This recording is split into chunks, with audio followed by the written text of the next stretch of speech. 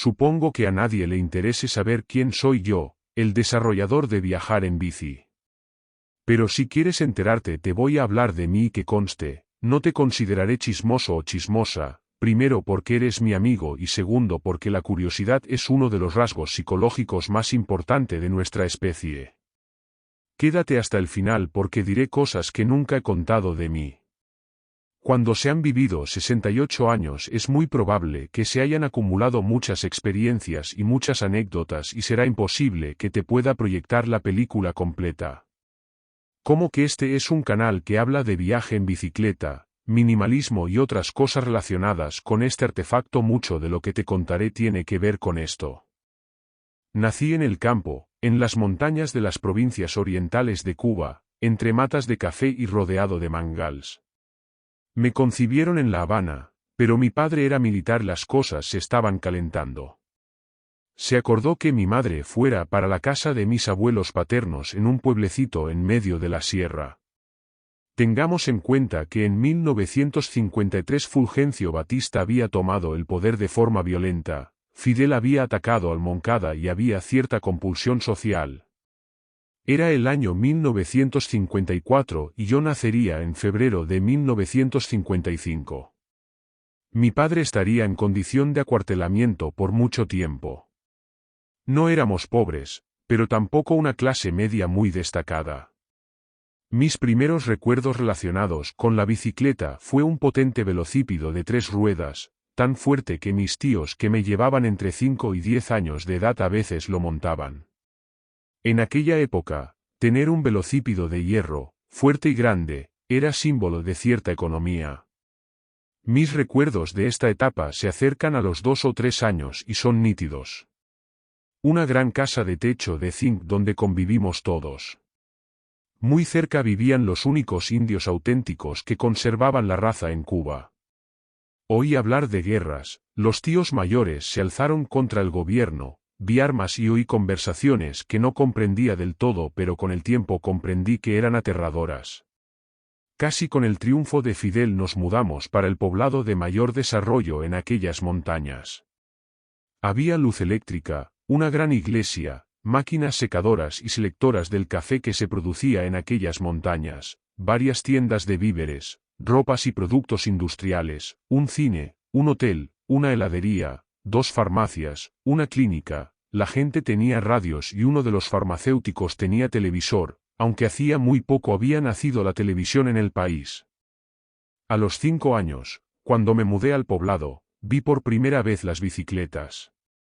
2 adolescentes hijos de un comerciante que a su vez serían primos de mis hermanos paternos, que todavía no habían nacido, tenían 2 hermosas bicis que montaban todas las tardes. Después hubo muchas, incluso las muchachas montaban sus caballitos de hierro. A alguien se le ocurrió montar un negocio de paseo en bicicleta que consistía en recorrer la única calle del poblado hacia adelante y hacia atrás por 5 centavos. Así aprendí a conducir este vehículo, todavía Fidel no había intervenido los negocios pequeños. A los 11 años empecé a generar dinero recogiendo el café de las matas, cargando agua desde el río para las casas del poblado pues no había acueducto, buscando hierbas para los conejos de uno de los farmacéuticos y posteriormente haciendo otros trabajos, pero las cosas de la economía se pusieron muy malas y ya era imposible para mí adquirir la tan añorada bicicleta. El tiempo pasó añorándola hasta que a los 15 años, ya viviendo en la ciudad de Guantánamo, me encontré un reloj Pol Hot nuevecito una mañana en la calle y se lo cambié a un tío por una bicicleta rusa. Además de pasear mucho con ella, se me ocurrió ir hasta las montañas donde todavía vivía mi madre y así hice un viaje de 71 kilómetros. Fui un sábado y regresé el domingo. A los 17 años se celebraba el carnaval de la ciudad y yo tenía novia pero no tenía dinero y la vendí. Tardé mucho en tener otra pero lo conseguí. A partir de esa fecha el país empezó a estar económicamente mucho más malo que lo que ya se había puesto. No había casi posibilidades de que un joven adquiriera ningún aparato o máquina, No teníamos ropa con las que ir a las fiestas, la alimentación era escasa y las bicicletas, al no haber gasolina ni piezas de repuestos para los autos, alcanzaron un valor superior al poder adquisitivo de las personas comunes. El gobierno tuvo la idea de que se le daría la posibilidad de comprarlas solamente a los que cortaban cañas y entre ellos a los mejores. El Che Guevara hizo una fábrica de bicicletas, o al menos todo el mundo decía que la hizo el argentino, pero fue un fracaso. Nada más salir a las calles y el cuadro se partía cerca en la parte delantera. Las pocas bicicletas que entraban eran rusas y checas. Recuerdo la marca de Checoslovaquia, que era MIFA. Imagínense que para cocinar había que ir lejos de la ciudad a buscar leña, los que tenían una bici la cargaban y viajaban varios kilómetros. Yo tuve que ahorrar por un tiempo mi sueldo de maestro y compré una en 500. Solo tengan en cuenta que el primer sueldo de un educador era 86 pesos. Pero gracias a eso pude ayudar a mi tío los fines de semana buscando combustible en los bosques. El país recibía enorme cantidad de divisas de la antigua Unión Soviética, pero se la gastaba en guerras en África y en guerrillas en América. Éramos la punta de lanza de los planes expansionistas del Imperio de Europa del Este. Vinieron largos años en los que tener una bicicleta era una gran suerte para un cubano. Yo cuidaba mucho la mía. A veces una cámara tenía tantos pinchazos que algunos venían a caer en el mismo lugar en el que estaba un parche del pinchazo anterior. Los mecánicos de bicicletas hacían maravillas. Yo siempre llevaba la mía a los mecánicos para mantenerlas en las mejores condiciones. Otro oficio que se generalizó era el de ponchero, o sea, el que parchear las cámaras. A las cubiertas las llenábamos de remiendos. En estas condiciones íbamos al trabajo sobre nuestras bicis porque el transporte público era un carnaval. Los ómnibus eran una lata en la que las sardinas éramos nosotros. No importaba el rango profesional, todo el mundo aspiraba a tener una bicicleta. Resolvía tantos problemas como un automóvil en cualquier parte. Para los 90 yo trabajaba en una universidad pedagógica en la ciudad de Holguín. No necesitaba tanto la bicicleta en esa etapa, pues teníamos microbuses que nos recogían en las residencias de profesores y para los viajes de trabajos, como visitar a los alumnos en prácticas, nos llevaban en buses. Sin embargo, era inminente que la Unión Soviética se iba a caer y la ternera de Cuba perdería la teta por donde entraba la divisa. Para esa época guerreábamos en Angola y Fidel, que no era nada tonto, aceleró una guerra que tenía casi 2 décadas porque los rusos no podrían mantenerlas más o no iban a querer si cambiaba el sistema político. De manera que llevó más soldados que los que posiblemente haya llevado Estados Unidos a cualquier guerra y montó una gran batalla cerca de Sudáfrica que conjuntamente con las fuerzas angolanas y de Namibia derrotaron a las fuerzas sudafricanas y los rebeldes angolanos que lo apoyaban.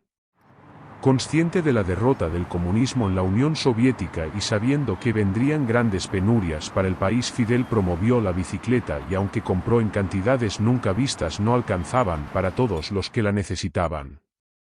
Yo tuve que comprar la mía de segunda mano a un precio altísimo. Fidel era un gran manipulador y la propaganda de la bicicleta fue lo único que encontró antes tanto desastre para hipnotizar a las masas, pero fue su peor actuación en toda la vida porque ¿cómo hablar largos discursos acerca de las bondades de la bicicleta si todo el mundo sabía que había sido la única opción antes la necesidad de transporte durante tantos años de existencia de su revolución? Además, se había convertido en un tema de todos los días. No había momento en el que él hablara en el que el tema de la bicicleta no saliera a relucir. Entre mis colegas de la facultad corría el chiste de nombrar a las bicicletas de cuadros femenino como la meningo. Resulta que a Fidel se le decían el caballo y la meningoencefalitis era conocida también como fiebre del caballo. Para que quedara más claro el chiste, los cubanos le llamamos al cuadro de la bicicleta el caballo. Cuando en los 90 por fin desapareció la Unión Soviética, Cuba retrocedió a la Edad Media. Pasamos hambre como si un alambre nos retorciera las tripas. Algunas personas comieron gatos. Poco faltó para la antropofagia. Todos los borrachitos de mi barrio murieron, tomaban el alcohol que se usaba para los reverberos. Entonces la bicicleta subió a valoraciones inauditas. Algunos delincuentes le dieron más valor que a la vida humana. Era peligroso andar en bicicleta por lugares apartados y oscuros. Solían poner cuerdas transversales al camino para hacer caer a los ciclistas y quedarse con las bicis. Yo vi a un hombre en el hospital provincial de mi ciudad que casi lo matan. Estaba politraumatizado. La bicicleta para el cubano fue gloria e infierno. Dependiendo de la experiencia individual, unos las amaron y otros las odiaron. Yo terminé amando a este vehículo y creo que es maravilloso. Algún día te contaré más. No quiero que te sientas cansado. Hay muchas más razones por las que he escogido a la bici como mi compañera de la vejez. Te invito a suscribirte a este canal donde se hablará de la bicicleta, del minimalismo de los que viajan en bici y de las cosas que veo cuando ando por diferentes lugares del mundo.